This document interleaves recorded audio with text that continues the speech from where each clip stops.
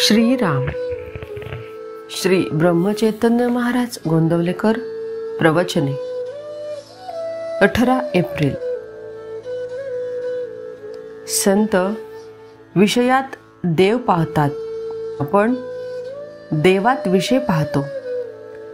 प्रत्येकजण भक्ती करीतच असतो, कारण व्यापक दृष्टीने पाहिले तर भक्ती म्हणजे आवड.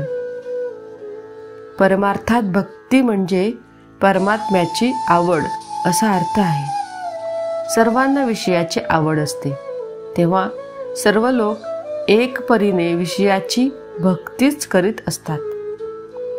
विषयाची आवड ही देहबुद्धीला धरून देहबुद्धी वाढविणारी आणि स्वार्थी असते. ही कमी झाल्याशिवाय परमात्म्याची आवड म्हणजे भक्ती उपजणे शक्य नाही. याकरिता भक्ती मार्गातली पहिली पायरी म्हटली म्हणजे मोबदल्यारहित निष्काम निस्वार्थी परमात्म स्मरण करणे. आणि शेवटची पायरी म्हणजे आपण स्वतःला विसरणे, देहबुद्धी विगलित होणे ही होय. देहरक्षण परमात्म प्राप्तीकरिता करावे. केवळ विषय सेवनाकरिताच जगणे असेल तर त्यापेक्षा मेलेले बरे. जयंत्या आदी उत्सव आपण करतो ते भगवंताच्या ठिकाणी प्रेम उत्पन्न व्हावे म्हणून. मुळात प्रेम नसेल तर ज्याच्यावर प्रेम असते त्याला आपण जो उपचार करतो तो उपचार करून प्रेम आणायचे असते. प्रेम आणि उपचार यांचा अनन्य संबंध असतो. या उपचाराने भगवंताशी संबंध वाढतो आणि त्यामुळे भगवंतावरचे प्रेमही वाढते. आई आपल्या लहान मुलाला दागिने वगैरे घालते, त्याचे त्या लहान मुलाला काही सुख नसते, उलट थोडे दुःखच वाटते. पण त्यामुळे त्या आईला बरे वाटते म्हणून ती तसे करते.